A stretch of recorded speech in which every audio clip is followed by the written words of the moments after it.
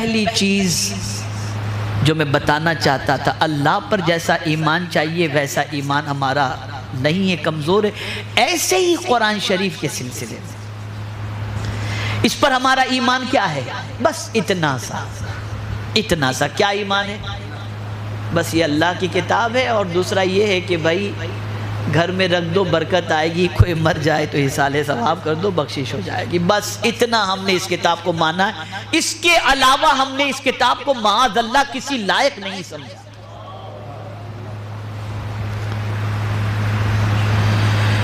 اس کتاب پر کس طریقے سے ایمان لاؤ؟ تو فرمایا گیا اس طریقے سے ایمان لاؤ کہ اس کا ایک ایک نقطہ، ایک ایک حرف، ایک ایک آیت، یہ ساری چیزیں اللہ کی طرف سے ہیں، اور ہم اس پر ایمان لاتے ہیں کہ دنیا کی ساری طاقت مل کر کے بھی اس کو بدلنا چاہے یا مٹانا چاہے تو نہیں مٹا سکتے. یہ یقین رکھو اپنے اندر، اس لیے کہ اس کی حفاظت کا ذمہ خود میرے پروردگار نے لیا ہے. اور یہ بھی صدقہ ہے پیارے آقا صلی اللہ علیہ وسلم. کتابیں تو اس سے پہلے بھی نازل ہوئی، کم و بیش 114 صحیفے نازل ہوئے. 50 تو حضرت نوح علیہ السلام پر صحیفے نازل ہوئے، 10 حضرت آدم علیہ السلام پر، اس طرح سے 114. لیکن مشہور کتابیں 4 ہیں، توریت، زبور، انجیل اور قرآن شریف. لیکن اب آپ دیکھیں کسی کتاب کی حفاظت کا ذمہ اللہ نے نہیں لیا، نہ توریت کا لیا، نہ زبور کا لیا، نہ انجیل کا لیا. قرآن کا ذمہ کیوں لیا؟ سمجھو اس کو. آقا کریم صلی اللہ علیہ وسلم آپ دیدہ تھے، غمگین تھے، اور رسول گرامی وقار صلی اللہ علیہ وسلم کے غمگین ہونے کی وجہ یہ تھی کہ پہلے کے انبیاء پر کتاب نازل ہوئی تو ان کے زمانے میں بدل دی گئی یا ان کے بعد میں بدل دی گئی. اب سرکار صلی اللہ علیہ وسلم کو یہ تشویش تھی کہ میں تو آخری نبی بن کر کے آیا ہوں، میرے بعد کوئی نبی بھی نہیں آئیں گے اور میرے بعد کوئی کتاب بھی نہیں آئے گی. اگر میرے اوپر نازل ہونے والی اس کتاب کو بدل دیا گیا یا اس کے اندر تحریف کر دی گئی تو میری امت کو ہدایت کی راہ کیسے ملے گی؟ یہ تشویش تھی حضور کو. تو مولا نے فرمایا محبوب غم کیوں کرتے ہو؟ اِنَّا نَحْنُ نَزَّلْنَا الذِّكْرَ وَإِنَّا لَهُ لَحَافِظُونَ. ہم نے ہی نازل کیا ہے اور ہم ہی اس کی حفاظت کرنے والے ہیں. تو میرے پیارے آقا صلی اللہ علیہ وسلم کے پیارے دیوانوں، اس کتاب پر ایمان سے مراد یہ بھی ہے کہ اس کے حلال کو حلال جانو، اس کے حرام کو حرام جانو.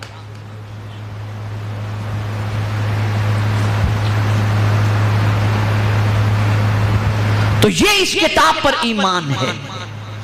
یہ نہیں کہ مولانا آج کے دور میں اس میں جو حلال لکھا ہے اس پر عمل کیسے کریں گے، اس میں جو حرام فرمایا گیا کیسے بچیں گے. نہیں، اللہ کی کتاب ہے، اس کو مانو، یقین رکھو، اس میں جو کچھ بھی کہا گیا ہے وہ سچ ہے.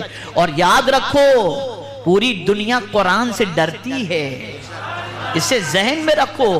ناسا اور اسپیس پر اور چاند کی زمین پر قدم رکھنا یہ تو سائنٹسٹ کے لیے بہت آسان ہے، لیکن قرآن کی ایک آیت جیسی آیت بنانا پوری دنیا کے سائنٹسٹ مل کر بھی کوشش کریں تو مشکل ہے. نہ کل بنا سکے ہیں نہ قیامت تک بنا سکیں گے.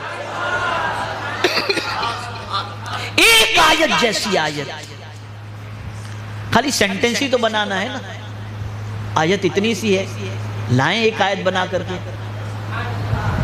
لائیں ایک آیت. لیکن آسمان پر کمندیں ڈالنا تو آسان ہے. میرے رب کی کتاب جیسی کتاب یا ایک آیت جیسی آیت لانا یہ کسی کے بس کی بات نہیں ہے. اور یہ کیسی کتاب ہے تو پہلے ہی بتا دیا گیا، ذالک الکتاب لا ریب فیہ. اب اس کتاب کے بارے میں پوچھو آئی کہاں سے؟ سوال پیدا ہوتا ہے آئی کہاں سے؟ تنزیل من رب العالمین، اللہ رب العالمین کی طرف سے. کس کے ذریعے آئی؟ نزل بہ الروح الامین. اب یہاں میں آپ کو بتاؤں فرشتے مشہور تو 4 ہیں نا، حضرت جبریل، حضرت میکائیل، حضرت اسرافیل، حضرت اسرائیل، لیکن نہ حضرت میکائیل کو امین کہا جاتا ہے، نہ حضرت اسرافیل کو امین کہا جاتا ہے، نہ حضرت اسرائیل کو امین کہا جاتا ہے، صرف جبریل کو امین کہا جاتا ہے۔ وجہ کیا ہے حضرت جبریل کو امین کہنے کی؟ تو وجہ یہ ہے جیسا مولا نے قرآن دیا ویسا ہی امانت کے ساتھ لا کر حضور تک انہوں نے پیش کیا، اس لیے امانت کو سنبھالنے کی وجہ سے انہیں امین کہا جاتا ہے۔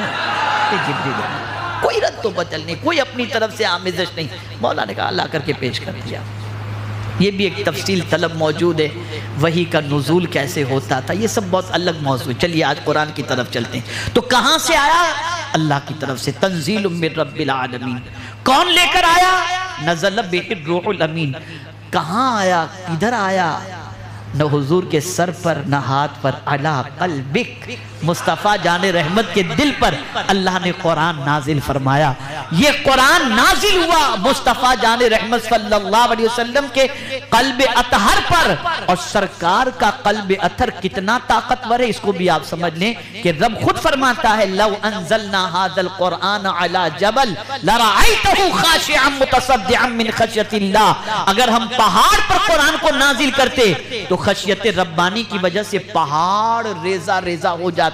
ہم پہاڑ کو بڑا اور طاقتور سمجھتے ہیں، لیکن اس سے بھی طاقتور اگر کچھ ہے تو میرے آقا کا دل ہے، قلب مصطفیٰ اس سے بھی طاقتور ہے، اس سے بھی طاقتور قلب مصطفیٰ صلی اللہ تعالی علیہ وسلم ہے، جس پر یہ قرآن مقدس نازل ہوا۔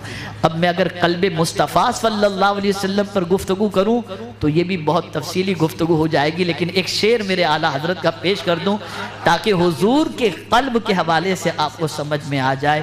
تو جو چاہے تو ابھی میل میرے دل کے تلے، تو جو چاہے تو ابھی میل میرے دل کے تلے، خدا دل نہیں کرتا کبھی میلا تیرا۔ سرکار آپ کا دل ایسا ہے کہ مولا کبھی آپ کے دل کو میلا کرتا ہی نہیں ہے، اتنا پاک اور صاف ستھرا ہے۔ اگر آپ کرم کی نظر کر دیں تو ہمارا ناپاک دل بھی پاک ہو جائے۔